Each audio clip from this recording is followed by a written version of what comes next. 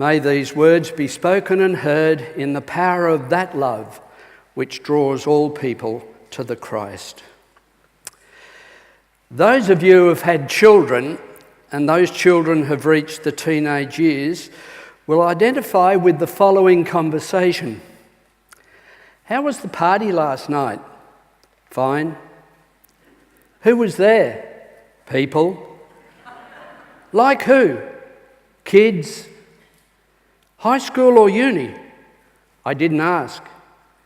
How many? Oh, next time I'll take a census. Was there food? Yeah. What kind? Party food. Like what? Listen, Mum, what's all with the questions? Am I supposed to take notes? I just went to a party. Parents, therefore, would identify quite easily with the parable of the two sons from Matthew's Gospel. When the members of the Sanhedrin questioned where did Jesus derive his authority from, he answered them with this parable. And the parable ends with another question from Jesus. Which of the two did the will of the Father? Or, in our terms, who obeyed what their father said? For the reader, the parable silences Jesus' critics and reveals the shallowness of their understanding of God's action. Matthew, the writer of this gospel, was convinced that those who are supposed to be the religious interpreters and leaders failed to exercise proper, failed to know, and failed to act appropriately according to their faith. Matthew's message demands that there be one son who does not do the right thing. One son stands, says he will not go, and then later changes his mind and goes.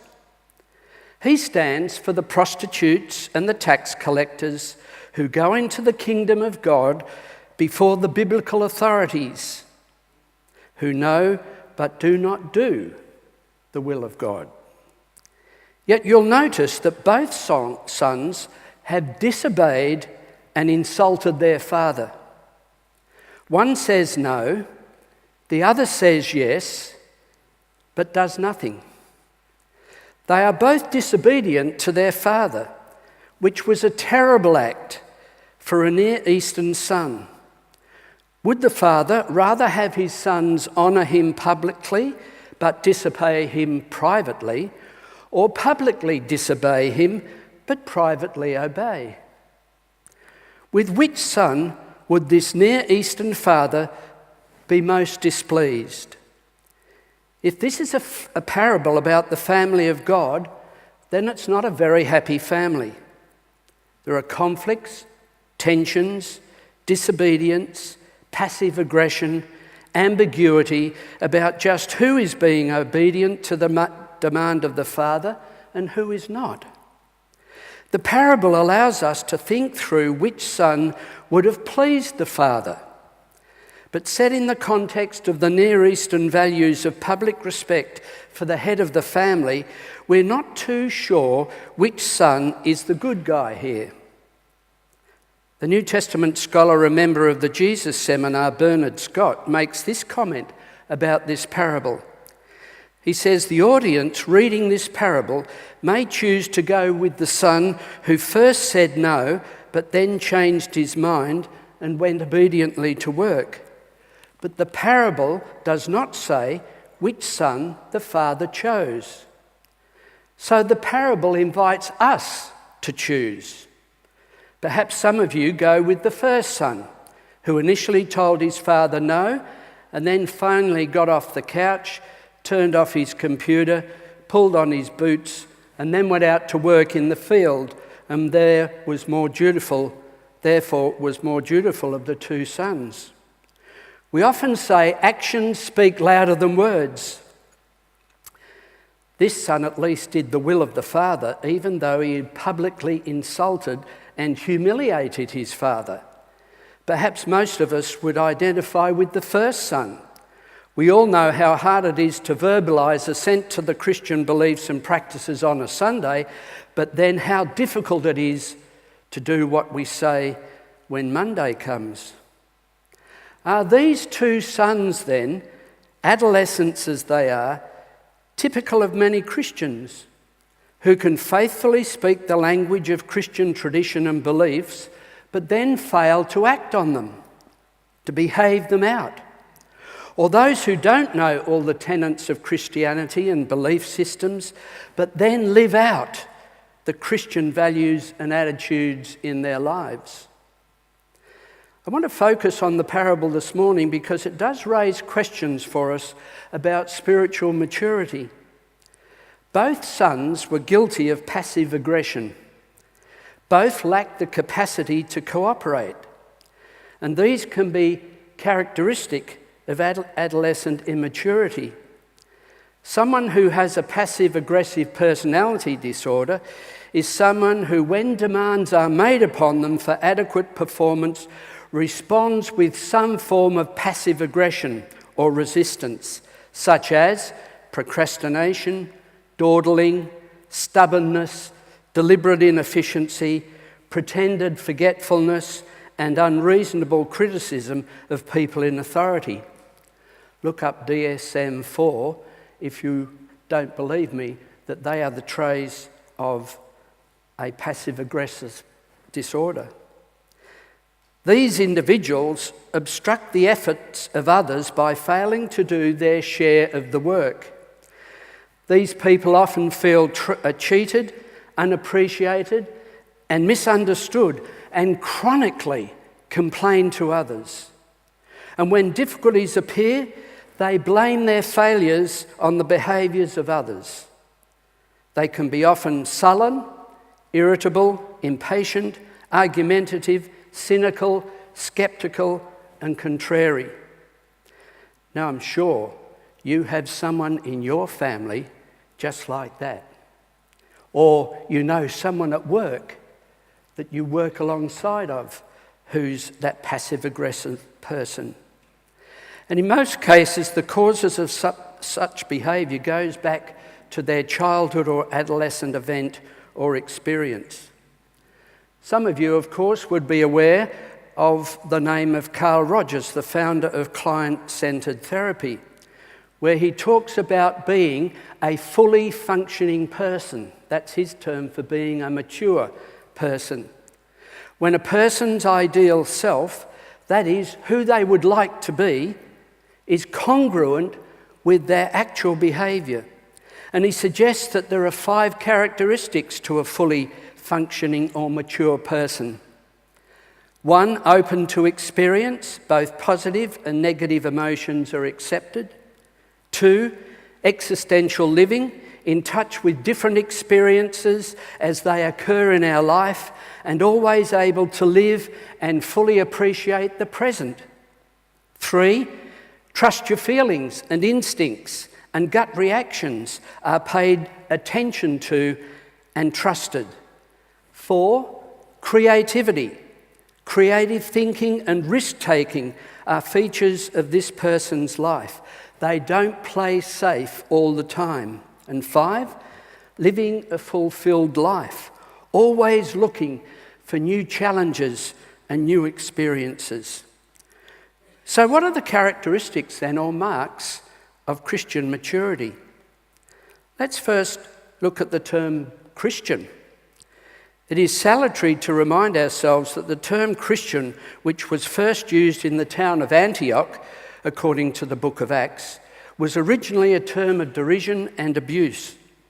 In early Christian history, we find around AD 100 that Pliny the Younger, Roman governor in the province of Bithynia in Asia Minor, when he consulted the Emperor Trajan about Christians, they were being accused of various crimes in society.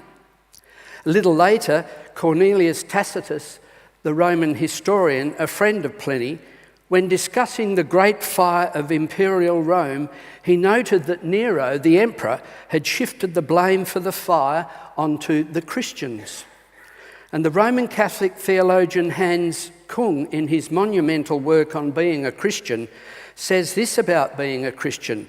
A Christian is not only just any human being with genuine conviction, sincere faith and goodwill. No one can fail to see that genuine conviction, sincere faith and goodwill exist also outside Christianity. But all those who can be called Christians, for whom in life and death Jesus Christ is ultimately decisive. Would you know then a Christian if you saw one? Is it possible to measure spiritual maturity? What is the difference between a mature Christian and an immature one?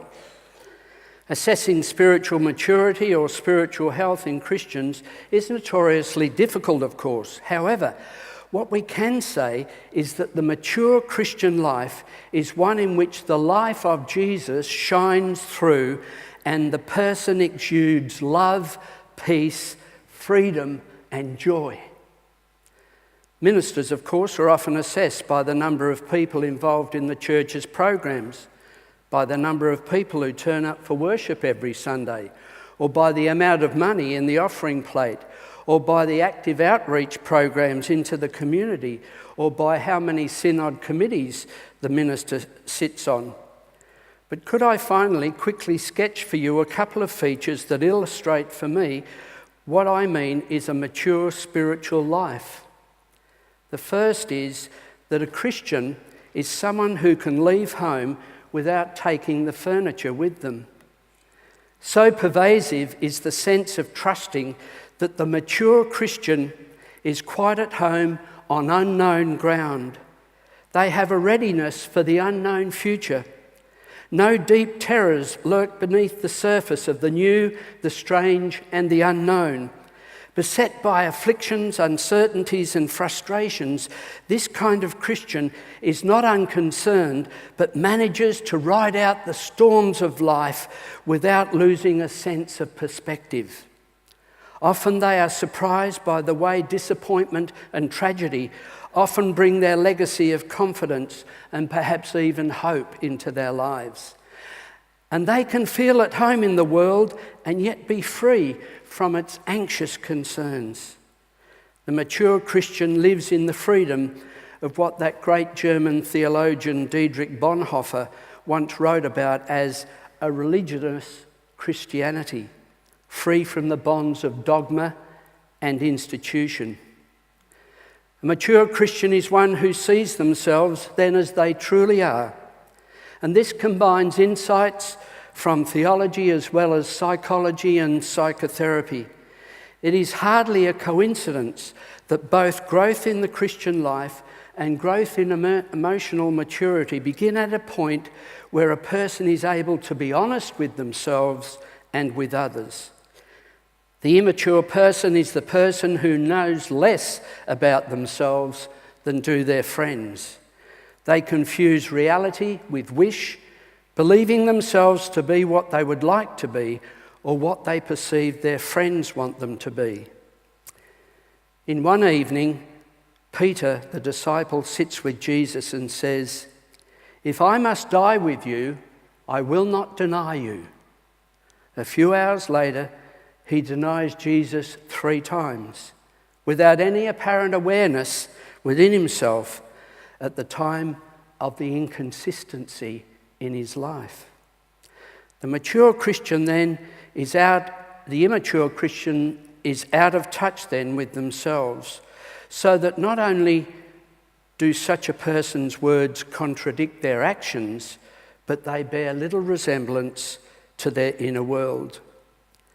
The parable of the 2 sons then holds promise for us all if we acknowledge that both sons behaved in an immature way and that the response of a loving God and divine presence is looking for, within each one of us, a definite yes.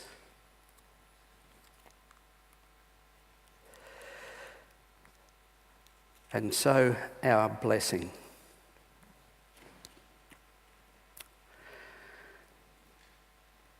Divine presence, take us now and put our feet on the road. that leads to the horizons of your unfolding future, the future to which the great Spirit draws us and from which the crucified and risen one comes to meet us in our daily life. Amen. And let us join in singing the recessional hymn, Ground of All Being, the mystery we share.